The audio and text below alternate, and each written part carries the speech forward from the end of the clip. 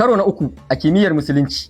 Yau za ku ji yadda fadar su ta babban kamu. Daga shekara 300 zuwa yau, kimiyyar turawa ta yi arangama da wasu zakakurai a cikinsu wanda suka yi abin a zo a yaba. Malaman falsafa irin su Otto von suka yi bincike akan kimiyyar sararin samaniya suka ce hadari wani bulumbulin ne mai dauke da ruwa. A wannan karnin kuma wani gungun malaman falsafan Girkawa ne suka yi bincike suka gano cewa hadari dauke yake cike da ruwa. Sai daɗi suke ji wai sun gano wani boyayyen abu na kimiyya sabo. Suka ce wai sun gano ɗaruruwan ton na ruwa ne girgije ke dauke da shi.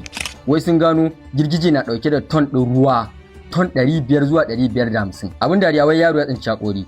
Ita dai wannan kimiyyar da turawa suka gano a wannan karnin mu mun santa sama da shekara 1400 da suka wuce. Yana nan a rubuce a cikin Al-Qur'anin mu mai girma. Hujja ku ita ce wannan ayar. Wa huwa allazi yursilu riyaha bushran bayna yaday rahmati. Kuma shine wanda ya aiko da iskoki suke bushara ga rahmarsa. Hatta idza aqallat sahaban thiqalan suqnahu li baladin mayyit. Wannan iskar ne zai dauko gizagizai masu nauyi sai mu kora su ga wani gari matacce. Fa anzalna bihil ma sannan mu saukar da ruwa daga gare shi. Kun dai ji ko?